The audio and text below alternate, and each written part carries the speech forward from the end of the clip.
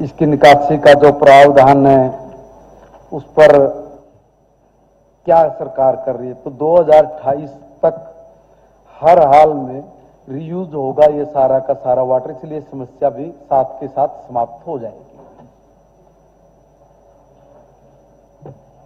अध्यक्ष महोदय, ये मसाणी बैराज जो तो था, इससे पूरा रेवाड़ी पहले पानी पीता था नहरों का संचालन से पहले। आज वो पर्यटक स्थल बनाने की वजह से और नहरों का पानी उसमें छोड़ा जा रहा था, लेकिन आज बावल का फैक्ट्रियों का पानी, बावल शहर का पानी, दारूहेड़ा शहर का पानी, दारूहेड़ा फैक्ट्रियों का पानी, रेवाड़ी का सीवर का पानी आज उसमें इतनी बुरी तरह से भर गया है कि 1000 एकड़ पानी में 15-15 फीट पानी खड़ा है। और वहां के जो 15-20 गांव हैं जो खुद मंत्री जी ने स्वीकार किया है, वो आज पलायन करने के उसमें है, क्योंकि वहां कैंसर बढ़ रहा है और बीमारियां बढ़ रही हैं, वहां रहना लोगों का दूभर हो रहा है और पूरा एरिया जो है वो पोल्यूटेड हो रहा है। मैं मंत्री जी को बताना चाहता हूं कि आप कह रहे हो केमिकल का पानी नहीं है। पिछले दिनों एनजीटी ने जब गाइडलाइन जारी की तो पॉल्यूशन विभाग वहां पे गया तो उन्होंने पब्लिक हेल्थ को लिखा कि ये केमिकल का पानी आ रहा है। तो जब इंक्वायरी हुई तो वो फैक्ट्रियों को बंद करने चले गए, जिन जिन फैक्ट्रियों से ये हो रहा था। तो मैं तो ये पूछना चाहता हूं भाई, उन फैक्ट्रियों को क्यों बंद करने गए? आप अगर केमिकल का था ही नहीं तो इस तरह का पॉल्यूशन हो रहा है। 15-20 गांव परेशान है, रोज ज्ञापन दे रहे हैं, रोज धरने पे बैठ रहे हैं। तो मेरा आपसे निवेदन यही है कि इसका कोई न कोई सोर्स निकाल के, और इसका अगर ड्रेन नंबर 8 में नहीं डालना चाहते तो वो लंबा प्रोसीजर है, इतने दिन लोग सांस कैसे लेंगे? क्योंकि सांस तो 1 सेकंड में। स्पष्ट अपना जो सप्लीमेंट्री है ना, वो भूमिका पूरी बन गई, ध्यान में आ गई। स्पष्ट अपना जो आप सप्लीमेंट्री, ताकि वो उसका जवाब दे सके, स्पष्ट अपना ये स्पष्ट यही है अब वहां के लोगों को निजात दिलाई जाए। और दूसरा स्पष्ट ये है अब उस पानी का वहीं ट्रीट करके और उसको कहीं ना कहीं बांटा जाए। इरिगेशन डिपार्टमेंट वहां गया, लोगों से गांव-गांव जाके उन्होंने ये लिखवा दिया ये तुम्हारे इरिगेटेड के मतलब का नहीं है, जबकि 5 एसटीपी जो है वह बिल्कुल फेल है। तो मेरा तो यही है कि उस लोगों को निजात दिलाई जाए और जिन लोगों ने ये एसटीपी खराब करना फ्री चलाई है उनके ऊपर जुर्माना तो लगाया है पॉल्यूशन विभाग ने 3 करोड़ रुपए का, लेकिन उसके जुर्माने से उनकी समस्या हल नहीं हो रही। तो मेरा यही कहना है। अध्यक्ष महोदय, ये जब मैसाणी बराज बना तो यहाँ इस इलाके में पानी की दिक्कत थी और एक शाबी नदी बड़ा भारी नुकसान करती थी, इसलिए मैसाणी बराज बनाया। बहुत सालों तक ये खाली पड़ा रहा और पिछले 2016 में जब माननीय मनोहर लाल जी की बीजेपी की सरकार थी तब हमने इसमें पानी छोड़ना शुरू किया जवाहरलाल नेहरू कैनाल से, कि बरसात में जो पानी आता है वो इस इलाके में इस बंद पे आबाद आ जाए मैसाणी बराज में, ताकि पानी का स्रोत ऊपर बढ़ जाए। आहिस्ता आहिस्ता रेवाड़ी और धारवेड़ा के एसटीपी का पानी उसमें साफ करके डालने लगे, लेकिन कई बार ऐसा होता है और मैं मानता हूं कि वो एसटीपी का सीधा भी छोड़ देते हूं पानी। इसकी बाकायदा मॉनिटरिंग करेंगे, सेशन के बाद में भाई के साथ जाके वहां देखेंगे, यदि कोई उस प्रकार का पॉल्यूशन है तो उन लोगों को दिक्कत नहीं आएगी, ये मैं विश्वास दिलाता हूं। धन्यवाद मंत्री जी, लेकिन एक में और उसमें कोई बजट का प्रोविजन करा जाए, क्योंकि बजट अभी है नहीं, मैंने जैसे इंक्वायरी करी है, और पब्लिक हेल्थ और इरिगेशन मिलकर कंबाइंड उसका बजट का प्रोविजन कर दे, तब आगे बात बनेगी, तो समाधान निकलेगा। पैसे की इस बारे में कोई अड़चन नहीं आएगी। श्री देवेंद्र चतुर्भुज, क्वेश्चन नंबर 22। नहीं श्रीमान जी, ऐसा कोई प्रस्ताव उचाना से नहीं है। अगर कोई ऐसा माननीय सदस्य कोई प्रस्ताव देते हैं तो उस पर विचार करेंगे। स्पीकर सर, मेरा प्रश्न उचाना में स्टेडियम के निर्माण को लेकर है। सर, मैं आपके माध्यम से खेल मंत्री जी का संज्ञान में लाना चाहता हूं कि यहां बहुत सारे बच्चे इंटरनेशनल मेडलिस्ट है। सर,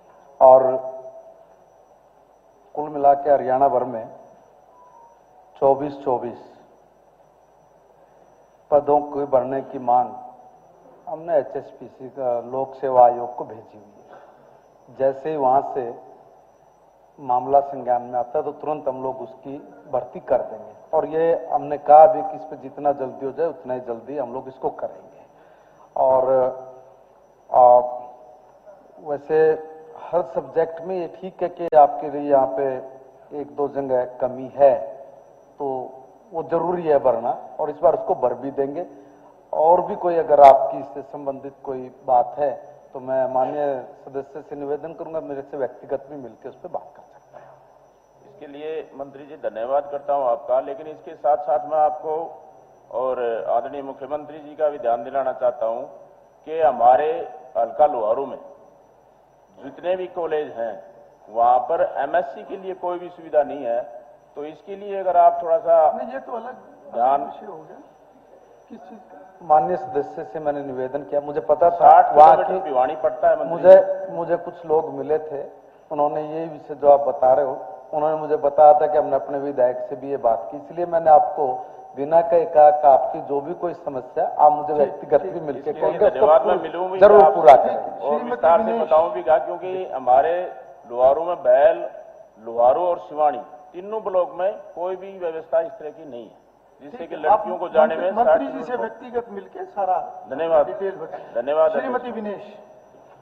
अध्यक्ष जी, प्रश्न नंबर संख्या 25।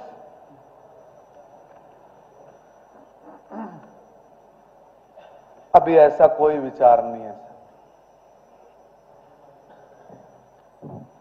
मुझे पता था सर आपका जवाब यही आने वाला है, लेकिन मैं जुलाना विधानसभा से आती हूँ और मैं एक लड़की होने के नाते मैं जब भी लड़कियों से मिलती हूँ, क्योंकि लड़कियां मेरे को ओपनली बोल पाती हैं और मैं भी उनकी भावनाओं को अच्छे से समझ पाती हूँ, तो जब भी मैं गाँव में जाती हूँ, गाँव में लड़कियों की एक ही डिमांड होती है कि खेलों के लिए अच्छी सुविधाएं हमें दिलवाएं और पढ़ाई के लिए, क्योंकि ग्रामीण क्षेत्र है तो जो माँ बाप है लड़कियों के लिए। मैं मुख्यमंत्री जी से भी और शिक्षा मंत्री जी से भी मैं अनुरोध करूंगी कि मैं अगर उस जुलाना विधानसभा में एक लड़की एक खिलाड़ी बन के आई है तो कम से कम लड़कियों को हम इतनी हायर एजुकेशन अगर देने की अगर कष्ट करेंगे तो आपका भी भला होगा और मेरे को भी खुशी होगी कि हमने लड़कियों के लिए कुछ किया है। धन्यवाद। वैसे मंत्री जी, इसमें जो आपके जवाब में ए और बी है, ए में हाँ था, हाँ बोला नहीं, सीधा ना बोल दिया, अपने हाँ वाली बात बोलनी चाहिए था। बस चलिए देखिए सर, मैं निवेदन करूंगा कि माननीय सदस्य अपनी बात को एक वर्ग विशेष की तरफ से, महिला वर्ग की तरफ से, हमारी बच्चियों की तरफ से बहुत अच्छी इनकी एक सोच है, मगर सर मेरा निवेदन है कि अपनी सरकार ने यह तय किया कि हर 20 किलोमीटर के दायरे में हमारा एक कॉलेज हो, हमने उसको पूरा किया है। मगर बात तो यह है कि जुलाना में एक गवर्नमेंट कॉलेज ऑलरेडी है और जिसमें अभी भी 161 सीट खाली है, जिसमें 208 हमारी बेटियां हैं।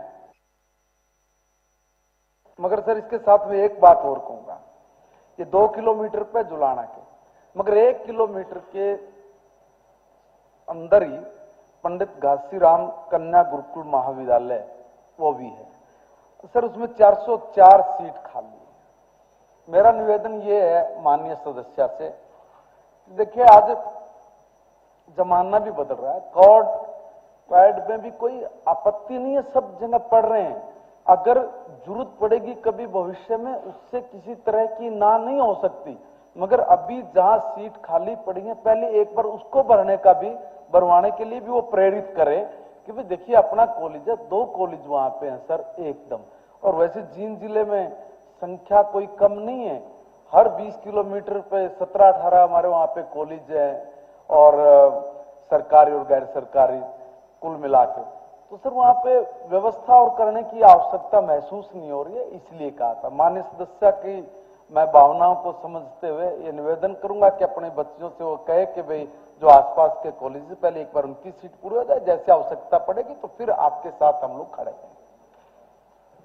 सर क्योंकि मैं लड़की हूँ, मैं समझ सकती हूँ। लड़कियां और लड़के जब साथ में पढ़ते हैं और ग्रामीण क्षेत्र से आके माँ बाप को बहुत सारी चिंताएं होती हैं, इसलिए और मैं आपको विश्वास दिलाती हूँ और मैं आपको प्रॉमिस भी कर सकती हूँ, अगर महिला कॉलेज अगर हमारे जुलाना विधानसभा में बढ़ेगा तो लाइन लगी रहेगी, आपको एडमिशन के लिए जगह नहीं बचेगी, इतनी लड़कियां एडमिशन के लिए आएंगी। तो मेरा अनुरोध है, वहाँ पे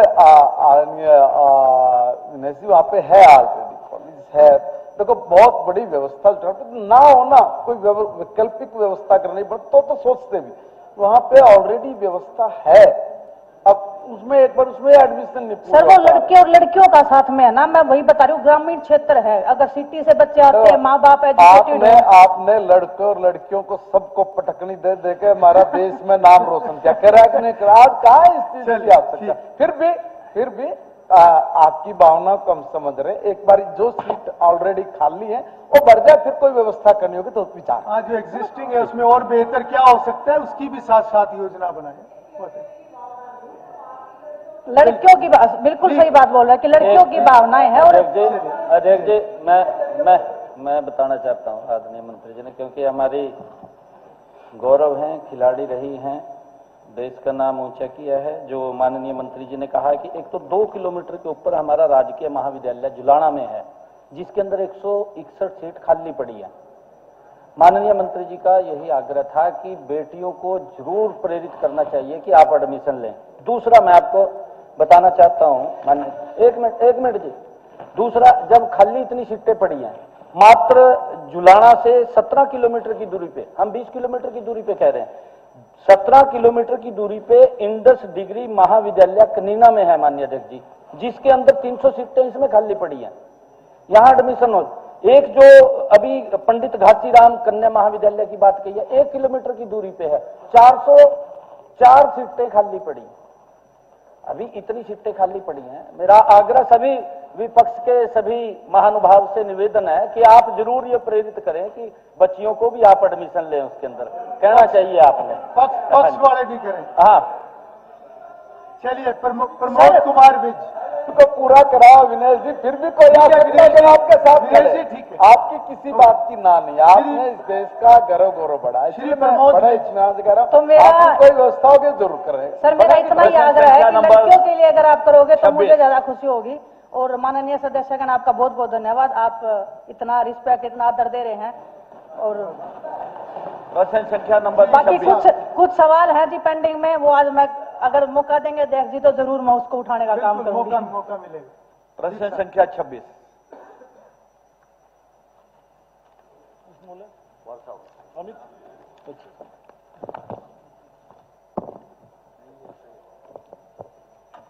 अध्यक्ष जी, आदरणीय अनिल, हमारे प्रमोद विजय जी ने एक सवाल उठाया है पानीपत के बारे में।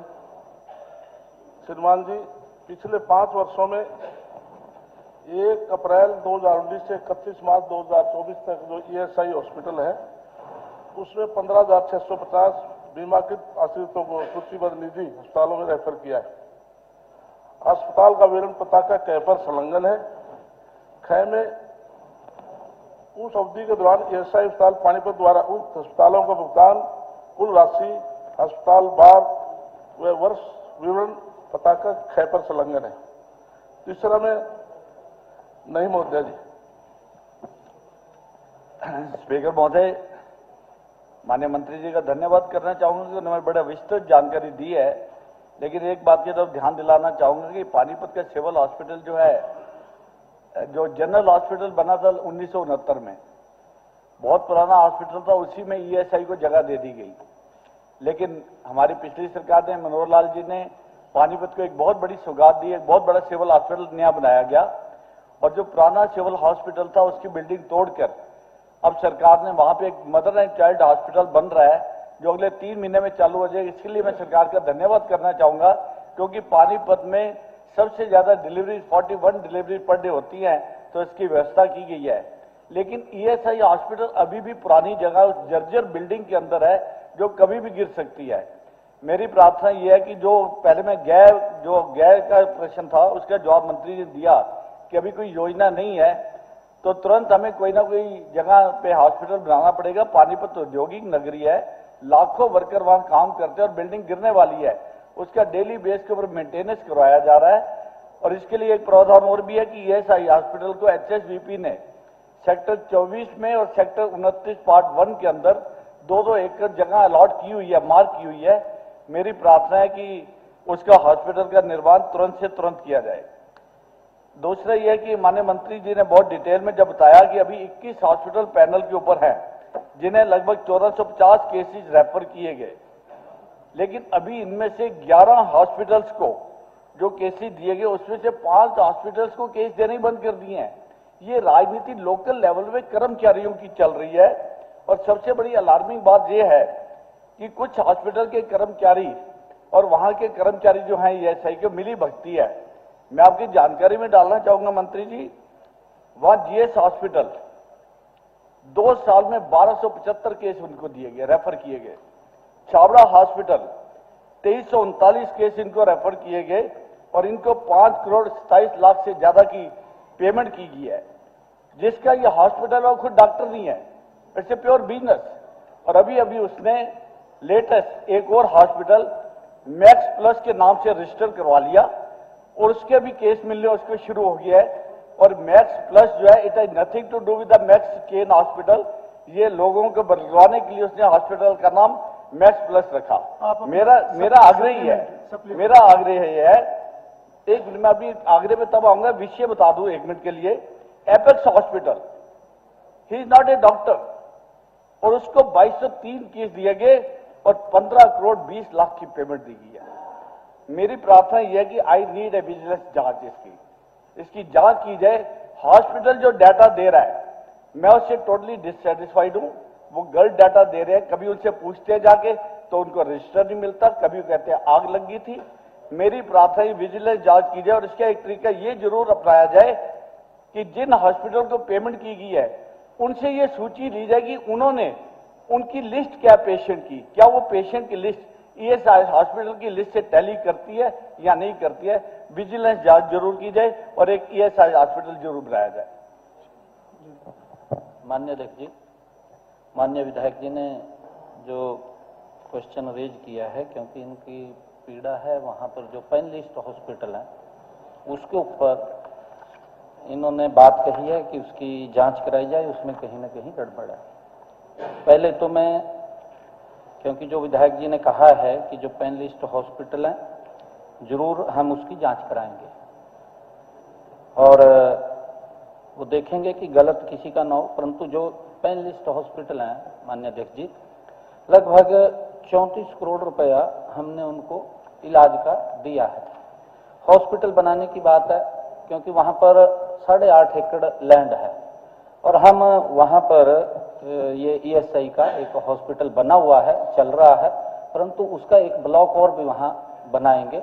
वो भी मैं आज ये बात बोलता हूं क्योंकि वहां पर जो कर्मचारी हैं और वहां पर जो श्रमिक लोग हैं वो इतने ज्यादा संख्या में हैं पानीपत के अंदर, क्योंकि उनको आवश्यकता है एक अच्छे हॉस्पिटल की और वहां जरूर उसकी पूरी प्रपोजल तैयार करके वो हॉस्पिटल बनवाएंगे। माननीय मुख्यमंत्री का बहुत बहुत धन्यवाद है कि नए हॉस्पिटल के लिए। बस एक छोटी सी जानकारी देता हूं कि जो 34 करोड़ रुपए की पेमेंट की गई है, 21 हॉस्पिटल में से 26 करोड़ की पेमेंट इन 4 हॉस्पिटल को की गई है। ये चिंता का विषय है। मुख्यमंत्री जी ने बोल दिया जांच कराएंगे। Shri Devendra Kadian, question number 27। माननीय अध्यक्ष जी, जवाब सदन पटल पर रख दिया गया है।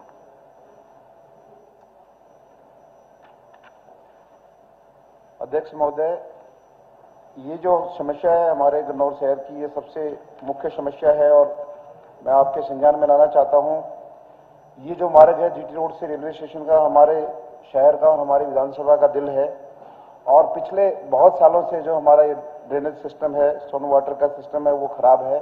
थोड़ी सी बारिश में पूरा तालाब का रूप ले लेता है और उसकी वजह से जाम की स्थिति, सड़क टूटना बार बार।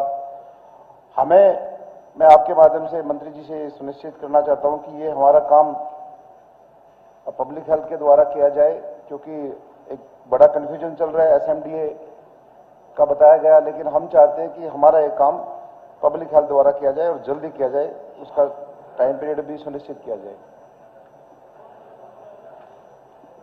माननीय अध्यक्ष जी, जीटी रोड से रेलवे स्टेशन की ओर जाने वाली रास्ता जो है गन्नौर के अंदर के डाली हुई निकास प्रणाली का रखरखाव नगर परिषद गन्नौर द्वारा किया जाता है, लेकिन माननीय और उनसे जो पता किया है उन्होंने कहा कि ज्यादा क्षतिग्रस्त नहीं है। फिर भी माननीय विधायक जी ने इच्छा जाहिर की है कि पब्लिक हेल्थ द्वारा किया जाए। माननीय सदस्य की इच्छा अनुसार हम पब्लिक हेल्थ द्वारा इसको करवा देंगे।